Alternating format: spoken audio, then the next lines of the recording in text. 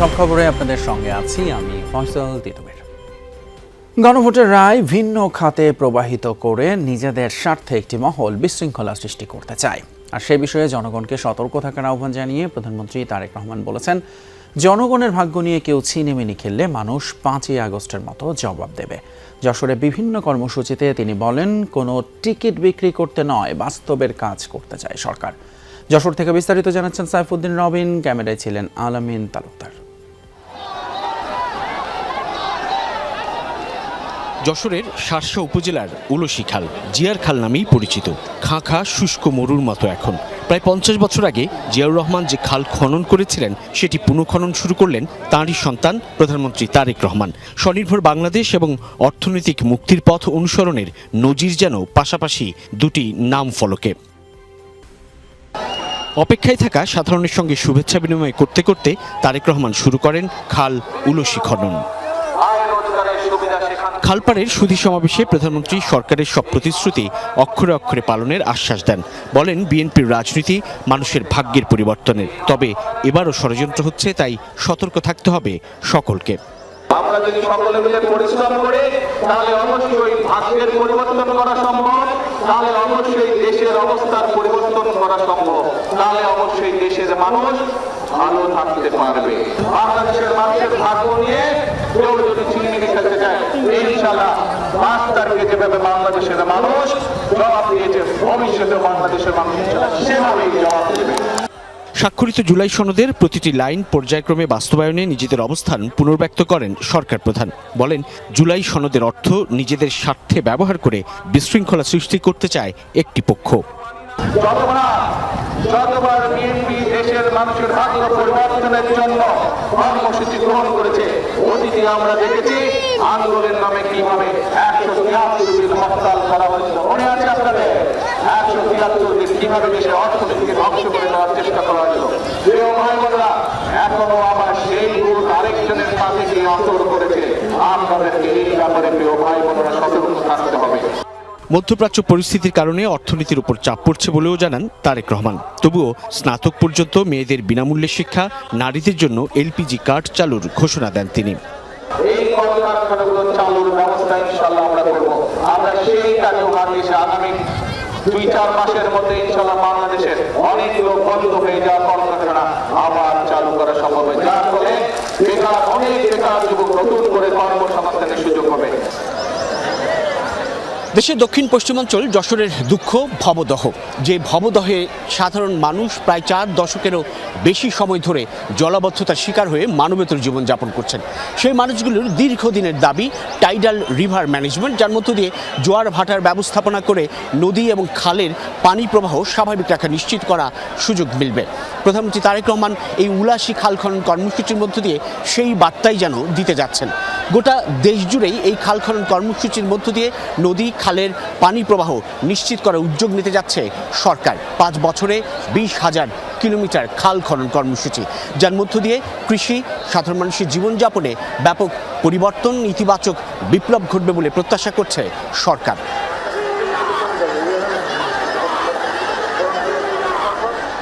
বিকেলে যশোর ঈদগাহ মাঠে বিএনপি আয়োজিত সমাবেশে যোগ দেন দলের চেয়ারম্যান তারেক রহমান। কেউ যাতে বিশৃঙ্খলা তৈরি করতে না পারে সে বিষয়ে জনগণকে সতর্ক থাকার আহ্বান জানিয়ে বলেন, কোনো টিকিট বিক্রি করে আসেনি তার সরকার। আমরা নিজেদেরকে সতর্ক রাখবো যাতে আর কেউ এই দেশে বিশৃঙ্খলা তৈরি করতে না পারে, যাতে করে আর কাউকে আমরা সুযোগ দিব না জনগণের শান্তি নষ্ট করে 173 দিন হরতাল করবে, সেই সুযোগ আমরা কাউকে দিব না। এবং বিভিন্ন রকম জুজিবুরির ভয় দেখে বাংলাদেশের মানুষকে পিছিয়ে রাখা যাবে না, বাংলাদেশের মানুষকে দাবিয়ে রাখা যাবে না। আজকে এই জনসভার প্রতিশ্রুতি হবে সেই প্রতিশ্রুতি, যেই প্রতিশ্রুতির মাধ্যমে আমরা বাংলাদেশের মানুষের ভাগ্যের পরিবর্তন করতে পারবো। যশোরের 6টি সংসদীয় আসনের মাত্র একটিতে জয় পেয়েছিল বিএনপি, তবে নির্বাচনী প্রতিশ্রুতি অনুযায়ী উন্নয়ন কাজে তার প্রভাব পড়বে না বলেও জানান প্রধানমন্ত্রী। করব কাজ, গর্ব দেশ, সবার আগে বাংলাদেশ। সাইফুদ্দিন রবিন, যমুনা নিউজ, যশোর। প্রধানমন্ত্রী তারেক রহমান যশোরে আধুনিক চিকিৎসা সেবা নিশ্চিতে 500 শয্যার অত্যাধুনিক হাসপাতাল নির্মাণ কাজের ভিত্তিপ্রস্তর স্থাপন করেন। এ সময় প্রধানমন্ত্রী বলেন, 1 লাখ স্বাস্থ্যকর্মী নিয়োগ দেবে সরকার, যার 80% হবে নারী। দেশকে এগিয়ে নিতে সুস্থ জাতি গড়ে তুলতে হবে, আর সেই লক্ষ্যেই সরকার কাজ করে যাচ্ছে বলে জানান প্রধানমন্ত্রী। দ্রুততার সাথে স্বাস্থ্যসেবা পৌঁছে দিতে বর্তমান সরকার অঙ্গীকারাবদ্ধ বলেও মন্তব্য তারেক রহমানের। বলেন, যশোর মেডিকেল কলেজ হাসপাতালে আধুনিক চিকিৎসা সরঞ্জাম, বিশেষায়িত বিভাগ এবং দক্ষ চিকিৎসক নার্সের সমন্বয়ে মানসম্মত সেবা নিশ্চিত করা হবে। 500 শয্যার এই হাসপাতাল চালু হলে স্থানীয় জনগণের পাশাপাশি আশপাশের জেলার মানুষও উন্নত চিকিৎসা সুবিধা পাবে। বিশেষ করে জরুরি সেবা, মাতৃ ও শিশু স্বাস্থ্যসেবা এবং বিভিন্ন জটিল রোগের চিকিৎসায় এটি গুরুত্বপূর্ণ ভূমিকা রাখবে। পরে প্রধানমন্ত্রী যশোরের 250 বছরের প্রাচীন ইনস্টিটিউট পাবলিক লাইব্রেরি পরিদর্শন করেন। চিন্তা করে দেখি আপনি স্বাস্থ্য মন্ত্রণালয়ের মাধ্যমে সারা দেশে 1 লক্ষ স্বাস্থ্য কর্মী আমরা নিয়োগ করতে চাই। এই স্বাস্থ্য কর্মীদের শতকরা 80% নারী হবে। লক্ষ্যটা হচ্ছে কত দ্রুত মানুষের কাছে চিকিৎসা সেবা পৌঁছে দেওয়া। আমাদের সরকারের লক্ষ্যটা হচ্ছে যে মানুষকে অসুস্থ হওয়া থেকে দূরে রাখা। আমাদের লক্ষ্যটা হচ্ছে মানুষকে সচেতন করে গড়ে তোলা। আগামী সপ্তাহেই অর্ধেক লোডশেডিং কমে যাবে এমন আশ্বাস দিয়েছেন বিদ্যুৎ ও জ্বালানি মন্ত্রী ইকবাল হাসান মাহমুদ। সিপিডি আয়োজিত এক অনুষ্ঠানে এই কথা বলেন তিনি। মধ্যপ্রাচ্যের সংকটে জ্বালানি আমদানির খরচ বাড়ায় চাপ বাড়ছে অর্থনীতিতে। এমন পরিস্থিতিতে নবায়নযোগ্য জ্বালানিতে বিনিয়োগ বাড়ানোর তাগিদ দেন দেশি বিদেশি অংশীদাররা। এক্ষেত্রে সহযোগিতার আগ্রহ প্রকাশ করেছেন চীনা রাষ্ট্রদূত। লোডশেডিংয়ে বিপর্যস্ত জনজীবন রাজধানীতে ততটা প্রকট না হলেও গ্রামাঞ্চলে দিনের বেশিরভাগ সময়েই দেখা মিলছে না বিদ্যুতের। এজন্য ইরান যুক্তরাষ্ট্র যুদ্ধসহ নানা কারণে দেশের বেশ কিছু বিদ্যুৎ কেন্দ্র বন্ধ থাকাকে দায়ী করছে সরকার। তবে সোমবার কিছুটা আশার কথা জানিয়েছেন বিদ্যুৎ, জ্বালানি ও খনিজ সম্পদ বিষয়ক মন্ত্রী ইকবাল হাসান মাহমুদ। 56,000 কোটি টাকা আমার বাকি আছে। এখন এদেরকে আপনার টাকা না দিলে কয়লা আনবে না, টাকা না দিলে বিদ্যুৎ দেবে না, এর মধ্যে আমরা পড়ে গেছি আপনার।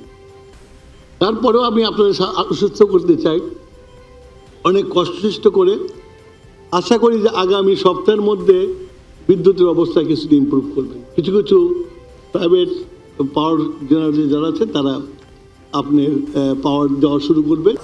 Centre for policy dialogue CPD আয়োজিত চতুর্থ বাংলাদেশ চায়না নবায়নযোগ্য জ্বালানি ফোরামের এই আয়োজনে মন্ত্রী জানান, বিদ্যুৎ সংকট কাটাতে আগামী 5 বছরে 10,000 মেগাওয়াট নতুন বিদ্যুৎ উৎপাদনের লক্ষ্য নির্ধারণ করা হয়েছে। প্রত্যেকটা মিনিস্ট্রি কিন্তু অনেক জমি আছে, যে জমিগুলো আনইউজড আছে, প্রত্যেকটা জমি আমরা নিয়ে নেব। নিয়ে যেটা আশিক বলল যে আমরা একটা লং টার্ম লিজ দিয়ে দেব, সেখানে ইনভেস্টার যে ইনভেস্ট করবে। এবং আমাদের আপনারা জানেন যে আমাদের দেশের সবচেয়ে বড় ল্যান্ডলর্ড হচ্ছে রেলওয়ে ডিপার্টমেন্ট। তাদের প্রচুর জমি আছে, তো আমরা ওই জমিগুলোও আমরা বের করার চেষ্টা করছি যাতে ওই জমিগুলো আমরা ব্যবহার করতে পারি। গুলশানের একটি হোটেলে এই আলোচনায় অংশ নেন জ্বালানি খাতের অংশীজনরা। নবায়নযোগ্য খাতে কাঙ্ক্ষিত লক্ষ্য অর্জন না হওয়ার নানা কারণ তুলে ধরেন তারা। এ সময় বাংলাদেশে নিযুক্ত চীনের রাষ্ট্রদূত ইয়া ওয়েন বলেন, মধ্যপ্রাচ্যের অস্থিরতা দ্রুত কাটার সম্ভাবনা কম, তাই জ্বালানি নিরাপত্তায় বিকল্প পথ খুঁজতে হবে। তেল গ্যাস নির্ভরতা থেকে বের হয়ে নবায়নযোগ্য জ্বালানিতে যেতে হবে। চীন এ পথে বাংলাদেশের পাশে থাকতে চায়। সিপিডিও তাদের প্রেজেন্টেশনে জীবাশ্ম জ্বালানির উপর নির্ভরতা কমানো এবং বিনিয়োগ বান্ধব নীতি কাঠামো গড়ে তোলার উপর জোর দেয়। Definitely it should be very much transparent. Tajnur Islam, Jamuna news, Dhaka. স্থানীয় সরকার নির্বাচনের বিষয়টি সরকার সক্রিয়ভাবে বিবেচনা করছে বলে জানিয়েছেন স্থানীয় সরকার মন্ত্রী মির্জা ফখরুল ইসলাম আলমগীর। তিনি আরও বলেন, নির্বাচন কমিশন কোনো জাতীয় বা স্থানীয় নির্বাচনে ইভিএম ব্যবহার করা হবে না। এদিকে প্রশ্নোত্তর পর্বে স্বরাষ্ট্রমন্ত্রী সালাউদ্দিন আহমদ জানিয়েছেন, মাদক এবং অনলাইন জুয়ার বিরুদ্ধে জিরো টলারেন্স নীতিতে সরকার। দিনের কার্যসূচিভুক্ত জরুরি জনগুরুত্বপূর্ণ বিষয়। ত্রয়োদশ জাতীয় সংসদের প্রথম অধিবেশনের 22তম বৈঠক, সভাপতিত্বে স্পিকার হাফিজ উদ্দিন আহমদ। সংসদের চলমান বিষয়ের উপরে দিনের শুরুতেই ছন্দপতন ঘটে সংসদীয় কার্যক্রমের। কার্যসূচির শুরুতেই প্রশ্নোত্তর পর্ব থাকলেও তা কেবল টেবিল উপস্থাপন করেই পরবর্তী কর্মসূচির দিকে আগায় সংসদ। বিধিতে তা বিধৃত আছে। লিখিত বক্তব্যে স্থানীয় সরকার মন্ত্রী মির্জা ফখরুল ইসলাম আলমগীর সংসদে জানান, প্রয়োজনীয় প্রস্তুতি সম্পন্ন হলে স্থানীয় সরকার পর্যায়ে নির্বাচনী প্রক্রিয়া দ্রুত শুরু হবে। এ সময় ইভিএম সংক্রান্ত এক প্রশ্নের উত্তরে মির্জা ফখরুল বলেন, কোনো জাতীয় বা স্থানীয় নির্বাচনে ইভিএম ব্যবহার করা হবে না। মুক্তিযুদ্ধ জাতির অহংকার। বিকেলে সংসদ অধিবেশনে ৭১ বিধি অনুযায়ী জাতীয় জনগুরুত্ব সম্পন্ন বিষয়ে কথা বলেন কয়েকজন মন্ত্রী। এক প্রশ্নের জবাবে স্বরাষ্ট্রমন্ত্রী সালাউদ্দিন আহমেদ জানান, মাদকের পাশাপাশি অনলাইন জুয়া নিয়ন্ত্রণেও কঠোর অবস্থানে রয়েছে প্রশাসন। অবৈধ সীসা লাউঞ্জগুলো যেন নাম ঠিকানা বদলে পুনরায় কার্যক্রম চালাতে না পারে সেজন্য বাড়ানো হবে নজরদারি। নিয়মিত পুলিশ টহলের পাশাপাশি বিভিন্ন সীসা লাউঞ্জ রেস্টুরেন্টে বিশেষ অভিযান পরিচালনা করে অপরাধীদের গ্রেফতার করে আইনের আওতায় আনা হচ্ছে। ঠিকানা পরিবর্তন করে অথবা কোনো আবাসিক বাসস্থানের আড়ালে কোনো প্রকার অবৈধ সীসা লাউঞ্জ যাতে পরিচালিত না হয় সেই লক্ষ্যে গোয়েন্দা নজরদারি অব্যাহত আছে। রাষ্ট্রপতির ভাষণের উপর ধন্যবাদ প্রস্তাবের আলোচনায় বিরোধী দলীয় সংসদ সদস্য আখতার হোসেন বলেন, গণঅভ্যুত্থানের মধ্য দিয়ে শেখ হাসিনা ও আওয়ামী লীগ ক্ষমতাচ্যুত হলেও রাষ্ট্রযন্ত্রের ভেতরে ফ্যাসিবাদী কাঠামোর উপাদানগুলো এখনো রয়ে গেছে। শুধুমাত্র হাসিনা বা আওয়ামী লীগের সমস্যা না, বাংলাদেশের সংবিধানের মধ্যে ফ্যাসিবাদের যে উপাদানগুলো আছে, যেগুলো একজনকে হাসিনা করে তোলে, আওয়ামী লীগ করে তোলে, সেই উপাদানগুলোকে পরিবর্তন করতে পারাটাও আমাদের লক্ষ্য, মাননীয় স্পিকার। এই কারণে হাসিনা এবং তার আওয়ামী লীগ বাংলাদেশ থেকে চলে গেছে, কিন্তু একই অবস্থানগুলো প্রতিষ্ঠানগুলো এখানে রয়ে গেছে। সেই প্রতিষ্ঠানগুলোতে হাসিনাকরণ করা হবে না, আওয়ামী লীগীকরণ করা হবে না, অর্থাৎ ফ্যাসিবাদী যে হয়ে উঠবে না, সেই জন্য আমরা সংস্কারের প্রস্তাবনাগুলো নিয়ে এসেছিলাম, মাননীয় স্পিকার। ঢাকা উত্তর ও দক্ষিণ সিটি কর্পোরেশনে ডেঙ্গুর প্রাদুর্ভাব ও জলাবদ্ধতা নিয়ন্ত্রণে সরকার বিভিন্ন পরিকল্পনা নিয়েছে জানিয়ে লিখিত বক্তব্যে স্থানীয় সরকার মন্ত্রী জানান, সেগুলো বাস্তবায়ন করা গেলে বর্ষা মৌসুমে মশাবাহিত রোগ নিয়ন্ত্রণ ও জলাবদ্ধতা নিরসন করা সম্ভব হবে। উপজেলার জনগণ। ফয়সাল মাহমুদ, যমুনা নিউজ, ঢাকা। ফরিদপুরের আলিয়াবাদে 2 নারী সহ 3 জনকে কুপিয়ে হত্যার ঘটনা ঘটেছে। সোমবার রাতে গদাধর কান্দি এলাকায় এই ঘটনা ঘটে। পুলিশ জানায়, স্থানীয় হারুন মোল্লার ছেলে আকাশ মানসিক ভারসাম্যহীন। রাতে ঘরের উঠানে কোদাল দিয়ে নিজ ফুপু এবং দাদিকে আঘাত করে আকাশ। সে সময় বাধা দিতে গেলে প্রতিবেশী কাবুল চৌধুরীকেও আঘাত করে। ঘটনাস্থলেই প্রাণ হারান 3 জন। এরপর সেখান থেকে পালিয়ে যায় আকাশ। খবর পেয়ে ঘটনাস্থল থেকে মরদেহগুলো উদ্ধার করে পুলিশ। তবে পুলিশ এখনও হত্যার মোটিভ নিশ্চিত হতে পারেনি। অভিযুক্ত আকাশকে ধরতে আইনশৃঙ্খলা বাহিনীর অভিযান চলমান রয়েছে। এ বিষয়ে আরও জানাতে এই মুহূর্তে আমাদের সঙ্গে ফরিদপুর থেকে সরাসরি যুক্ত হচ্ছেন সহকর্মী তরিকুল ইসলাম হিমেল। হিমেল, আমরা রিপোর্টটি দেখছিলাম, নিঃসন্দেহে একটা সারা জাগানো ঘটনাই নিশ্চয়ই। সেখানে কি বলছেন, সেখানকার আসলে কেন এরকম ঘটনা ঘটলো একটু বলবেন?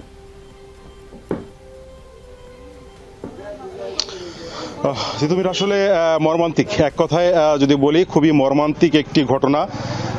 এইটি হচ্ছে যে ফরিদপুর সদর উপজেলার আলিয়াবাদ ইউনিয়নের গদাধর ডাঙ্গি গ্রাম। আকাশ নামে যে ছেলেটি, সেই ছেলেটি 30 বছর, 28 থেকে 30 বছরের একটি যুবক, এবং সে একটি চাকরি করত, যেটি আমরা এখানে এসে জানতে পেরেছি পারিবারিক সূত্রে। কিছুদিন আগেই তার চাকরিটি চলে যায় শারীরিক সমস্যার কারণে। আজকে কি নিয়ে যে আসলে এই ঘটনাটার সূত্রপাত হয়েছে এটি আসলে কেউ বলতে পারছে না। বাড়িতে মানে হত্যাকারী যে আকাশ, তার বাবা আছেন কিন্তু তিনি কথা বলছেন না। আর তার যে ফুপু এবং দাদি, ফুপু রাহেলা বেগম এবং হচ্ছে তার দাদি আমেনা বেগম, তাদেরকে তো তিনি আকাশ কোদাল দিয়ে মাথায় আঘাত করেছে। এবং এই তাদের যে এই হত্যা বা চিৎকার, এটি শুনে প্রতিবেশী কাবুল চৌধুরী সহ আরো কয়েকজন এগিয়ে গিয়েছিল তাদেরকে বাঁচাতে। তাদের উপরেও কিন্তু এই কোদাল দিয়ে আকাশ আক্রমণ করে এবং ঘটনাস্থলে কাবুল চৌধুরী যে সে কিন্তু মারা যায়, তার মাথায় আঘাত লাগে। রিয়াজুল নামে আরেকজনের হাতেও কবলি, তিনি ফরিদপুর মেডিকেলে চিকিৎসাধীন রয়েছেন। আমরা পুলিশের মারফতে সেটি জানতে পেরেছি। খবর পেয়ে ঘটনাস্থলে সিআইডির ক্রাইম সিন টিম এবং জেলা পুলিশ, ডিবি পুলিশ, তাদের একাধিক টিম কিন্তু ঘটনাস্থলে এসেছে এবং লাশ উদ্ধার করে এই মুহূর্তে ফরিদপুর মেডিকেল কলেজ হাসপাতালের মর্গে নিয়ে গেছে ময়নাতদন্তের জন্য। এই যে পরিবারের যে সদস্য, তারা বাইরে বিভিন্ন জায়গায় রয়েছেন, তাদের খবর দেওয়া হয়েছে। তারা চলে আসলে হয়তো পরবর্তী যে মামলা বা অন্য কার্যক্রমগুলো আছে সেগুলো চলবে। আর পুলিশ যেটি বলেছে যে তাদের যে আসামি, সে আসামি ধরতে তারা রাতের থেকে অভিযানে নামবে। তিতুমির। তরিকুল ইসলাম হিমেল, অসংখ্য ধন্যবাদ আপনাকে। ফরিদপুরের মর্মান্তিক ঘটনা সম্পর্কে বিস্তারিত জানাচ্ছিলেন। দুর্নীতি নিয়ে সংবাদ প্রকাশের জেরে সাভারে দেশ টিভির সাংবাদিকের উপর সন্ত্রাসী কায়দায় হামলা, মারধর এবং তুলে নেয়ার চেষ্টার অভিযোগ উঠেছে সাব রেজিস্ট্রার জাকির হোসেনের বিরুদ্ধে। সোমবার দুপুরে এই ঘটনা ঘটে। ভুক্তভোগী সাংবাদিক ইমনের অভিযোগ, সংবাদ সংগ্রহের কাজে তিনি সাভার সাব রেজিস্ট্রি অফিসে যান। সেখানকার সাব রেজিস্ট্রার জাকির হোসেনের নেতৃত্বে 57 জনের একটি দল সংঘবদ্ধভাবে তার উপর হামলা চালায়। পরে অন্য সাংবাদিকরা তাকে উদ্ধার করে হাসপাতালে নেয়। ইমনের দাবি, জাকির হোসেনের দুর্নীতি নিয়ে সংবাদ প্রকাশের পর থেকেই তিনি হুমকি পাচ্ছিলেন। এদিকে সাংবাদিককে লাঞ্ছিত করার পর সাব রেজিস্ট্রার জাকিরের নেতৃত্বে থানা ঘেরাও দিয়ে মিছিল করে তার অনুসারীরা। এ সময় সাংবাদিকদের বিরুদ্ধে নানা আপত্তিকর স্লোগান দিতে দেখা যায় তাদের। ছাত্র শিবির নেতা আব্দুল্লাল মাহমুদ ডাকসু এবং সাংবাদিক নেতৃবৃন্দের উপর হামলার বিচার নিশ্চিতের দাবিতে ঢাকা বিশ্ববিদ্যালয়ের উপাচার্যের সাথে বৈঠক করেছে ঢাকা বিশ্ববিদ্যালয়ের ছাত্র শিবির। পরে সাংবাদিকদের সাথে কথা বলেন ডাকসুর ভিপি সাদিক কায়েম। তিনি জানান, ঢাবি উপাচার্যের কাছে তারা হামলাকারীদের তালিকা এবং ফুটেজ ভিত্তিক প্রমাণ হস্তান্তর করেছেন। পরে লিখিত আবেদনপত্রের মাধ্যমে উক্ত হামলার ঘটনার সুষ্ঠু এবং নিরপেক্ষ তদন্ত, সিসিটিভি ফুটেজ পর্যালোচনা করে চিহ্নিত হামলাকারীদের বিরুদ্ধে কঠোর একাডেমিক এবং প্রশাসনিক ব্যবস্থা গ্রহণ, যে সকল শিক্ষার্থী সাইবার স্পেসে ভুয়া ফটোকার্ড ছড়িয়েছে তাদের বিরুদ্ধে একাডেমিক এবং প্রশাসনিক ব্যবস্থা গ্রহণ এবং সকল শিক্ষার্থীর নিরাপত্তা নিশ্চিতের দাবি জানানো হয়। দ্রুত সময়ের মধ্যে এই চিহ্নিত যে সন্ত্রাসীরা আছে সকল সন্ত্রাসীদেরকে বিশ্ববিদ্যালয় থেকে তাদেরকে বহিষ্কার করতে হবে এবং বিশ্ববিদ্যালয়ের উদ্যোগে এই সন্ত্রাসীদের বিরুদ্ধে থানায় মামলা করতে হবে। গাজীপুর মহানগরের উত্তর খায়েলকুর এলাকায় প্রভাব খাটিয়ে প্রতিবেশীদের চলাচলের রাস্তা বন্ধ করে দেওয়ার অভিযোগ উঠেছে। এর প্রতিবাদে সোমবার দুপুরে গাজীপুরের হারিকেন এলাকায় মানববন্ধন করেছেন ভুক্তভোগীরা। তাদের অভিযোগ, কয়েক বছর আগে রাস্তা সহ 4% জমি কেনেন সাইফুল ইসলাম। দীর্ঘদিন ধরেই সড়কটি দিয়ে চলাচল করছে স্থানীয়রা। সম্প্রতি প্রতিবেশী নীলু চান রাস্তাটি তার দাবি করে সেটি বন্ধ করে দেন। এতে করে মই দিয়ে চলাচল করতে হচ্ছে 10টি পরিবারের। পরে সমাধানের জন্য 10 লাখ টাকা চাঁদা দাবি করেন নীলু। ঘটনায় ভুক্তভোগী নারী তমা আক্তার গাছা থানায় এবং সিটি কর্পোরেশনে অভিযোগ দিয়েছেন। তবে অভিযুক্ত নীলুর দাবি জায়গাটি তার, এজন্য তিনি রাস্তাটি বন্ধ করে দিয়েছেন। পাবনার ভাঙড়ায় উদ্বোধন করা হয়েছে যমুনা ইলেকট্রনিক্সের এক্সক্লুসিভ শোরুম। সোমবার দুপুরে প্রধান অতিথি হিসেবে শোরুমের উদ্বোধন করেন যমুনা ইলেকট্রনিক্সের head of sales Maksudur Rahman. তিনি বলেন, যমুনা ইলেকট্রনিক্সের প্রতিটি পণ্যই গুণগত দিক থেকে বিশ্বমানের, তাই দিন দিন মার্কেটে ভোক্তাদের কাছে যমুনা ইলেকট্রনিক্সের সকল পণ্যের চাহিদা বাড়ছে। এতে করে দেশব্যাপী যমুনা ইলেকট্রনিক্সের সকল পার্টনাররা বেশি বেশি মুনাফা পাচ্ছেন। উদ্বোধন শেষে বর্ণাঢ্য র্যালি ভাঙ্গুড়ার বিভিন্ন সড়ক প্রদক্ষিণ করে। অনুষ্ঠানে সঞ্চিত ইলেকট্রনিক্সের স্বত্বাধিকারী সঙ্গীত কুমার পাল সহ আরও অনেকে উপস্থিত ছিলেন। যমুনারে আমরা ডিলারশিপ নিয়ে নতুন শুরু করলাম। জনগণ, বিশেষ করে ভাঙড়ার জনগণ আমার উপর আস্থা আছে এবং প্রোডাক্টের দিক দিয়েও যমুনা অনেক ভালো এবং দেশীয় প্রোডাক্ট। আমি আশা করছি যে এর প্রোডাক্টটা আমরা অনেক সেল করতে পারব। কলাবন্তী একাডেমির উদ্যোগে 3 দিন ব্যাপী 8ম যৌথ চিত্রকলা প্রদর্শনী শুরু হয়েছে চট্টগ্রামে। সোমবার বিকেল থেকে জেলা শিল্পকলা একাডেমির আর্ট গ্যালারিতে এই প্রদর্শনী শুরু হয়। মঙ্গল প্রদীপ প্রজ্বলনের মধ্য দিয়ে আনুষ্ঠানিকতা শুরুর পর উদ্বোধনী অনুষ্ঠানে বক্তারা সভ্যতা বিনির্মাণে এবং শিল্প সংস্কৃতির বিকাশে চিত্রকলার ভূমিকা তুলে ধরেন। প্রদর্শনীতে একাডেমির শিক্ষার্থীরা তাদের সৃষ্টি করা চিত্রকলা উপস্থাপন করেন। অনুষ্ঠানে কলাবন্তী কর্ণধার কানাইলাল মজুমদার, CMCL এর MD নিজামুদ্দিন মাসুদ, অলওয়েজ প্রসেসের ডেপুটি ডিরেক্টর, শিল্পী, শিক্ষক সহ অনেকে উপস্থিত ছিলেন। এই আর্টের প্রতি আমার অগাধ টান। আমার এখানের মধ্যে খুব ভালোবাসা জমে আছে, স্বপ্ন জমে আছে। এখান থেকে আমার সব কিছু উঠে আসছে। এই ধরনের প্রদর্শনী আমি মনে করি আমাদের শিশুদেরকে নতুনভাবে জীবনকে উপভোগ করা, এগুলিকে যত উৎসাহিত করা হবে আমাদের ছেলেমেয়েরা এই মোবাইল কালচার থেকে বেরিয়ে আসবে। সিলেটের গোয়াইনঘাটে দক্ষিণ প্রতাপপুরে ব্যক্তিগত জমি লিজ এবং বালু উত্তোলন বন্ধের দাবিতে মানববন্ধন করেছেন গ্রামের বাসিন্দারা। সোমবার দুপুরে মানববন্ধনে অংশ নেয় গ্রামের শতাধিক মানুষ। এ সময় তারা অভিযোগ করেন, ব্যক্তি মালিকানাধীন জমির সব প্রমাণ থাকার পরও প্রশাসন 29 একর জমি খাস হিসেবে নথিভুক্ত করে। এর মধ্যে 15 একর বালু উত্তোলনের জন্য লিজ দেয়। এতে করে কয়েক গ্রামের হাজারো মানুষ ঘরবাড়ি হারানোর শঙ্কায় রয়েছেন। দ্রুত ব্যক্তিগত জমি স্থানীয়দের বুঝিয়ে দেওয়ার দাবি জানান আন্দোলনকারীরা। আন্তর্জাতিক প্রসঙ্গ, রুশ প্রেসিডেন্ট ভ্লাদিমির পুতিনের সাথে বৈঠক করেছেন ইরানের পররাষ্ট্রমন্ত্রী আব্বাস আরাকচি। বৈঠকে ইরান সহ মধ্যপ্রাচ্যের দেশগুলোর স্বার্থ রক্ষায় সব ধরনের সহযোগিতার আশ্বাস দিয়েছেন পুতিন। ইরানের সমৃদ্ধকৃত ইউরেনিয়াম মস্কোতে গচ্ছিত রাখার প্রস্তাবও দেন তিনি। পাশাপাশি ইরানের জনগণ যেন সার্বভৌমত্ব রক্ষার লড়াইয়ে টিকে থাকতে পারে এমন আশা প্রকাশ করেছেন রুশ প্রেসিডেন্ট। মস্কো ও তেহরানের সম্পর্ককে কৌশলগত অংশীদারিত্ব আখ্যা দিয়েছেন আব্বাস আরাকচি। জানিয়েছেন সময়ের সাথে এই সম্পর্ক আরও জোরদার করবে উভয় দেশ। সোমবার রাশিয়ায় স্থানীয় সময় ভোরে সেন্ট পিটার্সবার্গ শহরে পৌঁছান আরাকচি। যুক্তরাষ্ট্রের সাথে চলমান উত্তেজনার মধ্যে আঞ্চলিক মিত্রদের সাথে সমন্বয়ের প্রচেষ্টা হিসেবে দেখা হচ্ছে তার এই সফর। দর্শক, এই ছিল আমাদের আজকের সব খবরের আয়োজন। এতক্ষণ সাথে থাকার জন্য ধন্যবাদ আপনাদের সবাইকে।